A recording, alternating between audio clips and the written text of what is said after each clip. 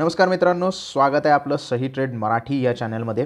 मित्रांनो, आजच्या व्हिडिओमध्ये आपण निफ्टी 50 तुम्ही अपस्टॉकमध्ये कसं बाय करू शकता याच्याबद्दलचा एक ट्युटोरियल सांगणार आहे। सगळ्यात पहिले तर आपल्याला माहिती आहे की निफ्टी 50 हा एक इंडायसेस आहे आणि जर तुम्ही इंडायसेसवर क्लिक केला तर इंडायसेस तुम्हाला इथे बाय करता येत नाही। तुम्ही स्ट्रॅटेजी बिल्ड करू शकता पण इंडायसेस डायरेक्टली बाय करू शकत नाही। मग निफ्टी 50 तुम्ही कसं बाय करू शकता त्याचे 3 प्रकार आहेत। सगळ्यात पहिल्यांदा जर तुम्ही लॉंग टर्मसाठी निफ्टी 50 बाय करत असाल तर तुम्हाला निफ्टी 50चा ETF बाय करावे लागेल। आता ETF काय आहे? Exchange traded fund. एक असा फंड आहे जो स्टॉक मार्केटवर ट्रेड होतो।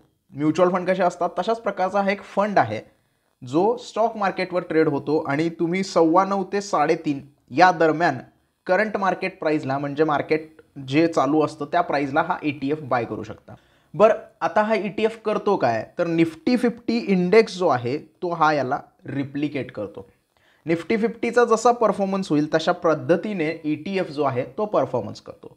पण या सगळ्या गोष्टीसाठी तुम्हाला निफ्टी 50 सारखा 21,000 रुपये द्यायची गरज नाही आहे एक क्वांटिटीसाठी, किंवा निफ्टी फ्युचरमध्ये जसं आपल्याला 1,10,000 रुपये पे करावे लागतात ते करायची गरज नाही आहे, किंवा याच्यासाठी कुठला प्रीमियम पण नाही आहे जिथे तुम्ही ऑप्शन्स बाय कराल। इथे तुम्हाला जी ETFची प्राइस आहे ती पे करायची आहे। आता ETFची प्राइस काय आहे थोडंसं मागं गेल्यानंतर इथे तुम्हाला बघायला मिळेल निफ्टी बीज नावाचा ETF आहे, त्यानंतर निफ्टी ETF आपल्याला वेगळा बघायला मिळतो। आता याची प्राइस आहे फक्त 225 रुपये आणि 235 रुपये ईच। म्हणजे एक क्वांटिटी तुम्ही इथे बाय करू शकता, 10 क्वांटिटी तुम्ही इथे बाय करू शकता, 100 क्वांटिटी बाय करू शकता आणि 1000 क्वांटिटी सुद्धा बाय करू शकता, तीही लॉंग टर्मसाठी। म्हणजे जर एखाद्याला फ्युचर्स ट्रेडिंग म्हणजे काय माहीत नसेल, तो फक्त इक्विटीमध्ये स्टॉक डिलिव्हरीमध्ये जर घेत असेल तर त्याच्यासाठी ETF हा पर्याय सगळ्यात बेस्ट आहे, कारण तो निफ्टीला रेप्लिकेट करतो आणि त्याप्रमाणे परफॉर्मन्स देतो। म्हणजे जर तुम्ही निफ्टी बघितला तर आज 106 पॉईंट अप आहे, त्याच पद्धतीने निफ्टी ETF ही तुम्हाला पॉझिटिव्हमध्ये ट्रेड करताना दिसतील। ज्या दिवशी निफ्टी निगेटिव्हमध्ये ट्रेड करत असेल त्या दिवशी ETF पण निगेटिव्हमध्ये ट्रेड करत असेल। बाईंगची प्रोसेस एकदम सिंपल आहे। जो ETF तुम्हाला बाय करायचा आहे त्या ETFवर क्लिक करायचा आहे आणि त्यानंतर त्याचा चार्ट तुम्ही बघू शकता आणि त्यानंतर तिथे बाईंग आणि सेलिंग करू शकता। जर बाय करायचं आहे तर सिंपली बायवर क्लिक करायचं आहे। बायवर क्लिक केल्यानंतर रेग्युलर तुम्ही डिलिव्हरी ऑर्डर प्लेस करू शकता, इवन याच्यामध्ये इंट्राडे पण करू शकता। पण माझं असं सजेशन आहे खुलेआम की तुम्ही इंट्राडे करू नका ETFमध्ये, कारण मोमेंटम जे आहे ते खूप कमी असतं। तुम्ही आत्ताच बघताय की जवळजवळ 2:15 वाजत आलेत आणि फक्त 1 रुपयाची मुवमेंट या ETFमध्ये झालेली आहे। मग अशा वेळेला तुम्हाला मुवमेंटसाठी वाट बघावी लागते आणि इंट्राडेमध्ये त्याचा काही उपयोग होत नाही। त्यामुळे तुम्ही डिलिव्हरीमध्ये लॉंग टर्ममध्ये हा स्टॉक घ्या। शिवाय बऱ्याच जणांचा प्रश्न असतो की ETF आम्ही GTT ऑर्डर प्लेस करू शकतो का? का नाही करू शकत? ETFमध्ये तुम्ही GTT ऑर्डरही प्लेस करू शकता। 1 वर्षासाठी तुमची ती ऑर्डर व्हॅलिड राहते, त्यामुळे हा पण प्रश्न मिटला। त्यानंतर तुम्ही मार्केट प्राइसला किंवा लिमिट प्राइसला स्टॉक बाय करू शकता। एक क्वांटिटीपासून 100 क्वांटिटी 1000 क्वांटिटीपर्यंत जेवढी तुम्हाला इन्व्हेस्टमेंट करायची आहे तेवढी तुम्ही याच्यामध्ये करू शकता आणि आरामात लॉंग टर्मसाठी इन्व्हेस्टेड राहू शकता। तो हा आहे एक पर्याय निफ्टी 50 बाय करायचा। दुसरा पर्याय काय आहे? निफ्टी फ्युचर्स बाय करायचा। आता इथे आपण प्रॉपर ट्रेडिंगच्या मार्गामध्ये गेलेलो आहे, कारण निफ्टी फ्युचर जेव्हा तुम्ही बाय करता तुम्ही प्रॉपर ट्रेड घेता, हे तुम्ही लॉंग टर्मसाठी होल्ड नाही करू शकत। जास्तीत जास्त 3 महिने तुम्हाला होल्ड करता येईल प्रत्येक कॉन्ट्रॅक्ट। जर तुम्ही डिसेंबरचं कॉन्ट्रॅक्ट घेतलं असेल किंवा समजा तुम्हाला फेब्रुवारीचं कॉन्ट्रॅक्ट घ्यायचं आहे तर तुम्ही ते डिसेंबरमध्ये बाय करू शकता आणि फेब्रुवारीच्या शेवटच्या गुरुवारपर्यंत ते होल्ड करू शकता। म्हणजे इथे तुम्हाला कळतं की फ्युचर जर तुम्हाला बाय करायचं आहे तर तुम्हाला मॅक्सिमम 3 महिन्याचा वेळ मिळतो ते फ्युचर होल्ड करण्याचा, जर तुम्ही 4 मंथचं फ्युचर बाय केलं तर। 4 मंथ म्हणजे काय? आत्ताचा महिना चालू आहे डिसेंबर, या फ्युचरला म्हणतात करंट मंथ फ्युचर। दुसरा महिना आहे जानेवारी, त्याला म्हणतात नेक्स्ट मंथ फ्युचर, आणि फेब्रुवारीच्या फ्युचरला 4 मंथ फ्युचर असं म्हणतात।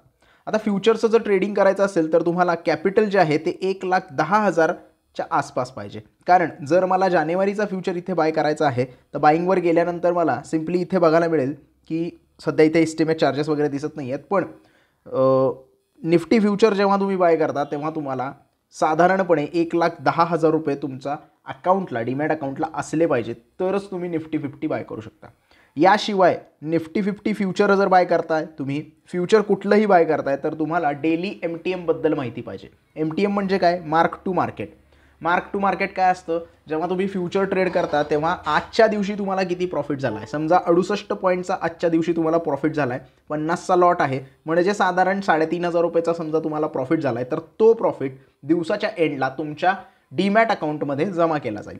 आणि दुसऱ्या दिवशी तुमची जी ट्रेडिंग चालू होईल ती आजच्या दिवशीच्या क्लोजिंगपासून चालू होईल. त्यामुळे जर तुम्हाला डेली MTM तिथे लॉस होत असेल तर तुम्हाला तिथे मार्जिन कॉल येऊ शकतो, कारण तुम्ही जे कॅपिटल पे केलेला आहे किंवा जो फंड पे केलेला आहे निफ्टी 50 बाय करताना ते 20% अपफ्रंट मार्जिन पे केलेलं आहे.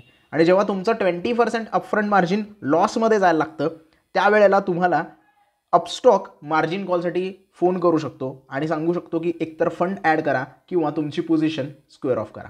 तर या दोन गोष्टी आपल्याला माहिती असल्या पाहिजेत जर तुम्ही फ्युचर ट्रेडिंग करणार असाल तर. फ्युचर ट्रेडिंगचा वेगळा चार्ट येतो, तो चार्ट तुम्ही इथे बघू शकता आणि त्या चार्टप्रमाणे ॲनालिसिस करून तुम्ही तुमचा ट्रेड घेऊ शकता. हे झालं दुसरा प्रकार.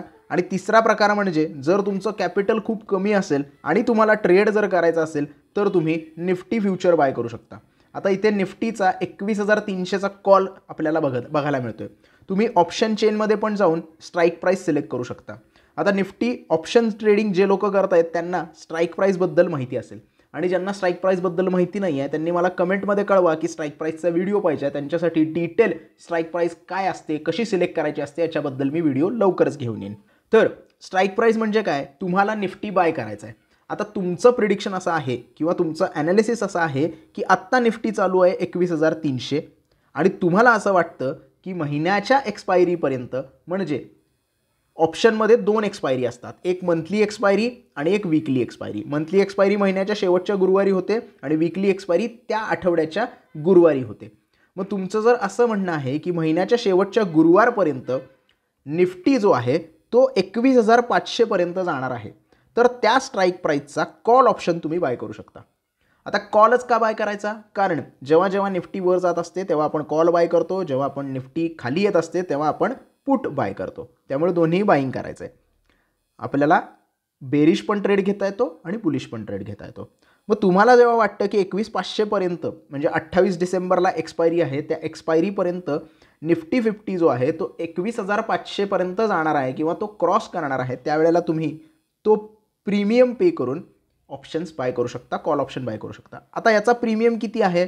88 रुपये प्रीमियम चालू आहे. म्हणजे तुम्हाला फक्त 88 रुपये पे करायचे आहेत. 88 रुपये नाही पे करायचे आहेत, 88 × 50 करायचं आहे त्याला, कारण एक लॉट 50चा असतो. म्हणजे हा जर ऑप्शन मला बाय करायचा असेल तर मी काय करणार? बाईंग ऑप्शनला जाणार. बाईंग ऑप्शनला इथे स्वाईप टू बाय केलं त्यानंतर आपल्याला इथे बघायला मिळतं की आपल्याला पूर्ण निफ्टी 50 बाय करण्यासाठी फक्त 4,357 रुपयाची गरज आहे. एवढ्या कमी कॅपिटलमध्ये तुम्ही निफ्टी 50 बाय करू शकता आणि वीकली एक्सपायरीपर्यंत होल्ड करू शकता. आता बऱ्याच जणांचा प्रश्न असेल की वीकली एक्सपायरीपर्यंतच होल्ड करायचा आहे का? तर नाही, जरुरी नाही आहे. समजा तुम्ही ओव्हरनाईट पोझिशन घेतली आणि एक्सपायरीपर्यंत होल्ड करणार असं ठरवलं, पण ज्या दिवशी तुम्ही ट्रेड घेतला आहे त्या दिवशीच तुम्हाला 2-3 हजार रुपयाचं प्रॉफिट झालेलं बघायला मिळत असेल आणि तुम्हाला वाटत असेल की आता मी एक्झिट करणार आहे, तर त्या दिवशीही तुम्ही एक्झिट करू शकता. जर तुम्हाला वाटत असेल की मला अजूनही प्रॉफिट होऊ शकतं, तर तुम्ही तो ट्रेड होल्ड करू शकता आणि एक्सपायरीच्या दिवशी प्रॉफिटमध्ये बुक करू शकता. सो अशा पद्धतीने तुम्ही निफ्टी 50 बाय करू शकता. वेगवेगळे स्ट्राईक प्राईस तुम्हाला सिलेक्ट करायचे आहेत, इथे एक्सपायरीज तुम्हाला वेगवेगळ्या सिलेक्ट करायच्या आहेत. आता इथे जिथे जिथे W लिहिलं आहे ती वीकली एक्सपायरी आहे आणि जिथे काहीच लिहिलेलं नाही आहे ती मंथली एक्सपायरी आहे. म्हणजे इथे 25 जानेवारीला जर बघितलं तर W लिहिलेलं नाही आहे, म्हणजे ती मंथली एक्सपायरी आहे. आणि 2024च्या फेब्रुवारीला 1 फेब्रुवारीला जे W लिहिलेलं आहे म्हणजे वीकली एक्सपायरी आहे. या गोष्टी आपल्याला माहिती असल्या पाहिजेत की आपण कशा पद्धतीने निफ्टी 50 जे आहे ते बाय करू शकतो. बाईंगची प्रोसेस एकदम सिंपल आहे. ऑलरेडी चॅनलवर स्टॉकवर बाईंग कसं करावं याच्या व्हिडिओज अवेलेबल आहेत, त्यामुळे त्याच्यामध्ये डिटेलमध्ये मी गेलेलो नाही आहे. ETF काय असतं ते कसं बाय करू शकता, फ्युचर्स काय असतं ते कसं बाय करू शकता आणि ऑप्शन्स काय असतात ते कसे बाय करू शकतात, याच्यावरच फक्त हा व्हिडिओ फोकस करण्यात आलेला आहे. त्यामुळे हा व्हिडिओ जर आवडला असेल तर प्लीज लाईक करा, व्हिडिओला जास्तीत जास्त शेअर करा. अजून जर काही डाऊट असेल तर कमेंट सेक्शनमध्ये तुम्ही विचारू शकता आणि चॅनलला सबस्क्राईब करायला विसरू नका. धन्यवाद.